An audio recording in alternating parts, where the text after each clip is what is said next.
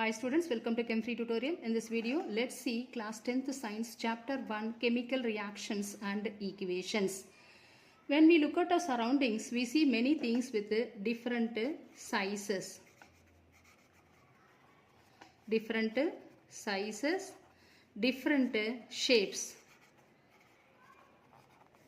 Different shapes and different changes are also takes place. Different changes are also takes place. There are two important changes. One is physical change and next one is chemical change. There are two important changes. One is physical change.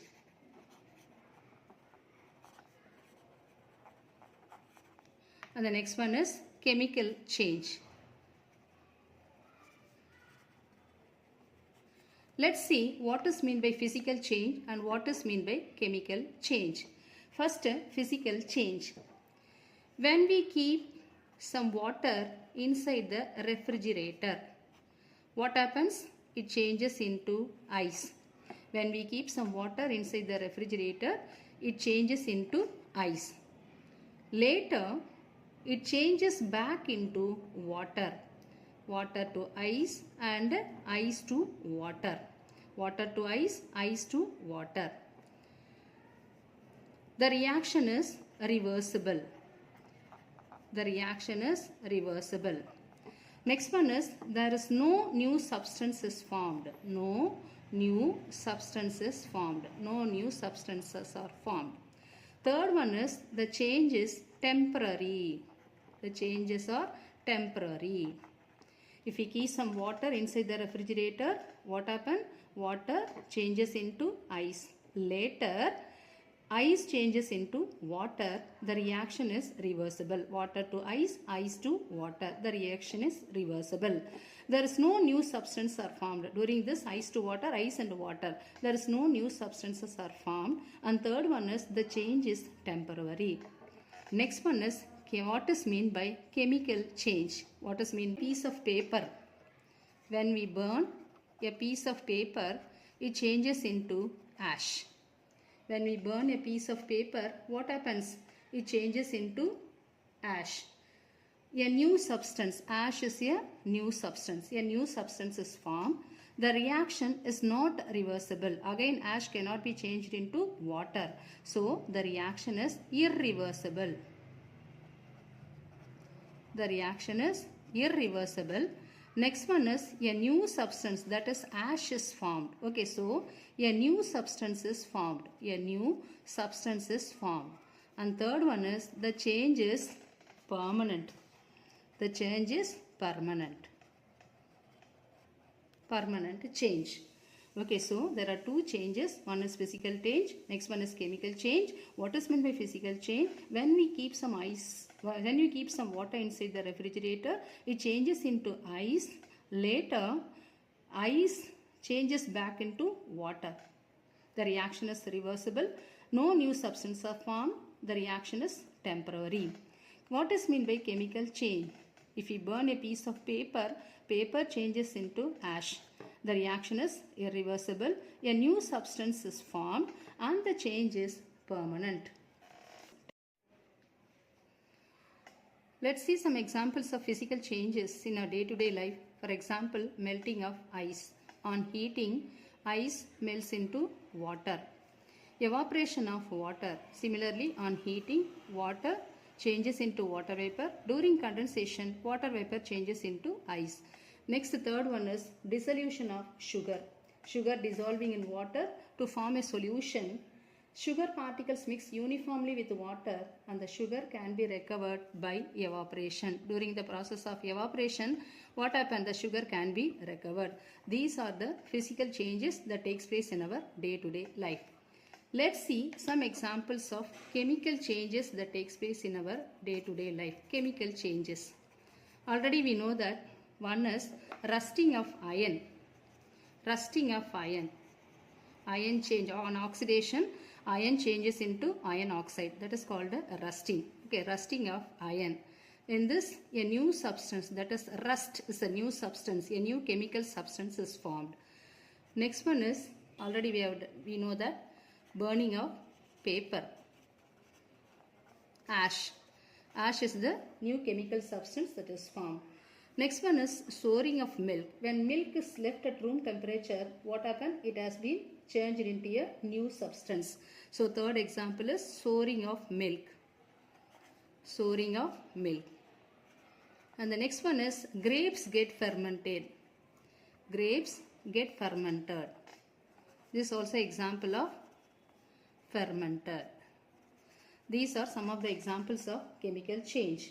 Okay, so during this chemical change, what happens? In this process, the original substance lose their identity. Okay, lose their identity and form a new chemical substance. Okay, rust, ash, and then sugar get fermented and souring of milk. These are the new substances, the chemicals. These are reactants and product.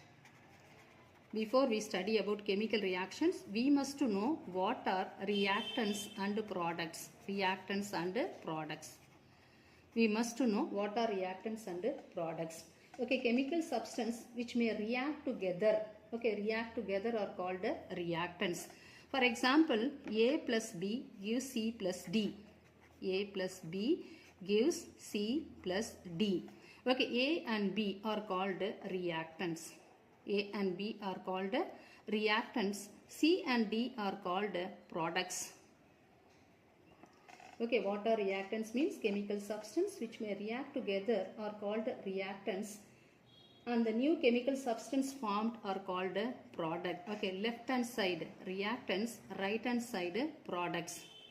Right hand side product. A substance which may react together are called reactants. A new substance that are formed, that is called products. Okay, reactants are on the left hand side and products on the right hand side. In between an arrow mark is there. Burning of coke. Burning of coke is an example of a chemical reaction. Burning of coke is an example of chemical reaction. Carbon and oxygen both are reactants. Carbon and oxygen are reactants, and carbon dioxide that formed, that is called a product. Carbon dioxide is a product. Okay, carbon and oxygen are the reactant and carbon dioxide is the product. So a chemical reaction. What is meant by a chemical reaction? Next we will study about chemical reaction.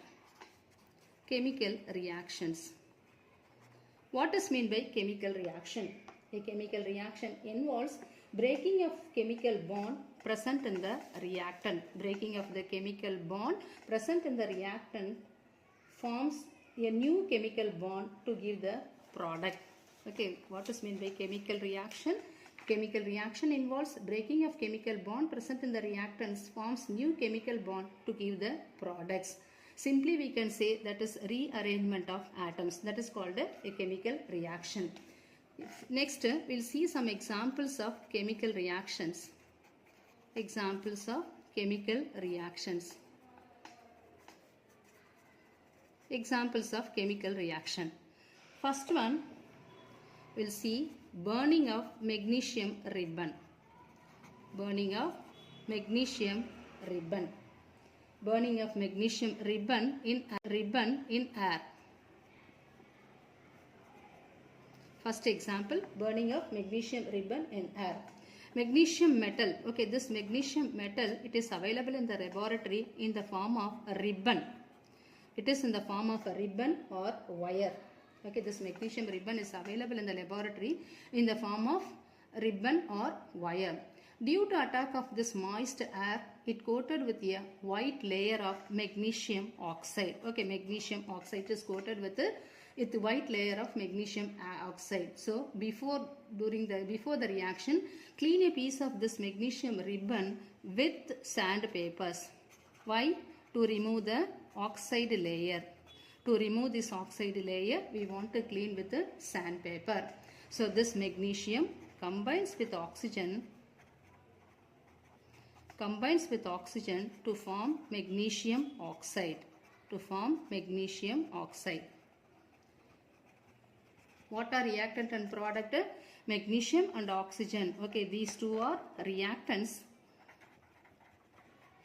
These two are reactant and magnesium oxide is the product. Magnesium and oxygen are reactants. Magnesium oxide is the product. Okay, well, let's see the video of burning magnesium ribbon in air. Okay, we'll see the video of burning magnesium ribbon in air. Okay, during this reaction, a dazzling light is produced. Okay, during the reaction, a dazzling white color is produced. When we burn magnesium with oxygen, a dazzling white color is produced. Dazzling white. On burning magnesium ribbon, a dazzling white light is produced. This can be harmful to the eyes. While performing the experiment, keep your eyes far away. Okay, this one is the first burning of magnesium in air. Okay, first one is burning of magnesium ribbon in air. This first one is magnesium is available in the laboratory in the form of a ribbon. This magnesium, that is due to the attack of moist air, it is coated with the layer of magnesium oxide. Before the reaction, first we must remove this oxide layer with the sandpaper. Magnesium combines with oxygen to form magnesium oxide, that is a white dazzling light is produced. Okay, this dazzling light is harmful to the eyes, so while performing the experiment, keep your eyes far. The next chemical reaction, the reaction between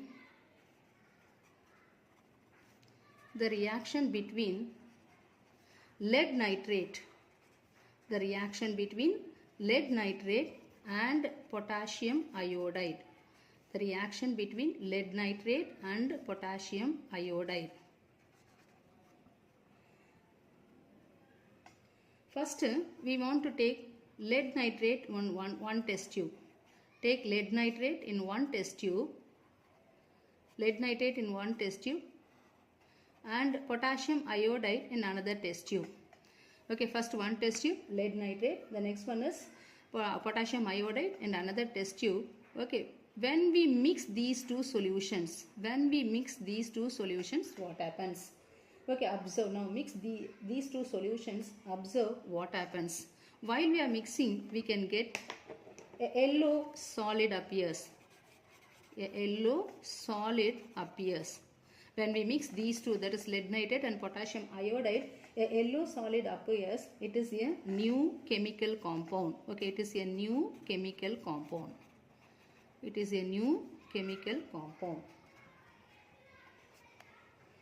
Another substance is also formed. That is potassium nitrate. One is yellow solid. This yellow solid is called lead iodide, PbI2. This yellow solid is called lead iodide.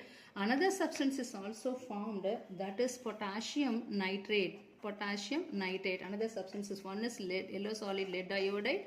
One is lead iodide. Next one is lead nitrate. Okay, this can also form. We can see at the bottom. Okay, we cannot see as it remains in the solution. This one we cannot see as it remains in the solution. We can see the yellow solid, that is lead iodide. Another one is potassium nitrate. We cannot see as it remains in the solution. This one is the second experiment, reaction between lead nitrate and potassium iodide.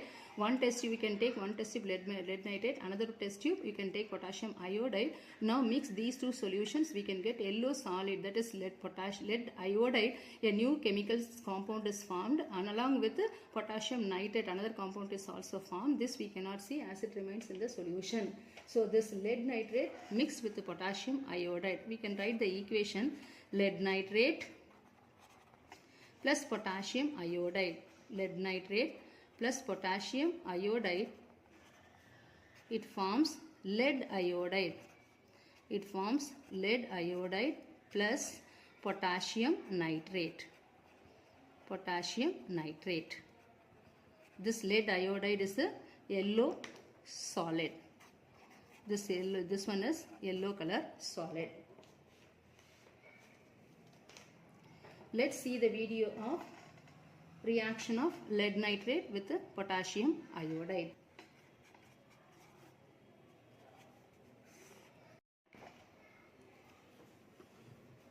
Next one is the reaction between zinc and dilute hydrochloric acid.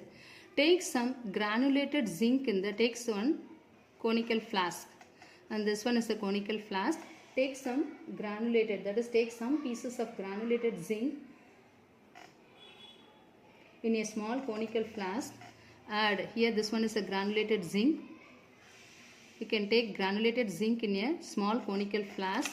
Add dilute HCl, acid, dilute hydrochloric acid. Okay, add dilute hydrochloric acid or dilute sulfuric acid in it. We observe that from the surface of the zinc pieces, here this one is the zinc pieces. From the surface of the zinc pieces, what happened? A zinc pieces, a gas is evolved very briskly. Okay, on the surface of this zinc pieces, a gas is evolved. Okay, that is briskly. A gas is evolved very briskly. If you touch the flask, what happened? It's found to be hot. Okay, the flask is found to be hot. What happened? The gas that released is called a hydrogen gas. On the surface of zinc granules, what happened? A gas, okay, small bubbles of gas can be evolved, and this gas is hydrogen gas. When zinc combines with hydrochloric acid, what happened? It releases hydrogen gas. To test the gas, what type of gas evolved? If you want to test, means to test the gas evolved, okay, on bringing the matchstick, okay, if you bring the matchstick nearer to this, what happened? It produces, okay, nearer the gas, it produces pop sound. It produces pop sound. If you bring near the matchstick, what happened? It produces pop sound. Okay, from this we know that the gas released is hydrogen gas. Okay, so when zinc combines with dilute hydrochloric acid, when zinc combines with the hydrochloric acid, what happened? It produces zinc chloride plus hydrogen gas. Okay, the gas evolved as hydrogen gas is released. It produces zinc chloride and hydrogen gas, and the flask that is found to be very hot. Okay, and this is one of the reaction. Instead of hydrochloric acid, we can take sulfuric acid also. Zinc combines with the sulfuric acid. When zinc combines with the sulfuric acid, it forms zinc sulfate. It forms zinc sulfate plus hydrogen gas.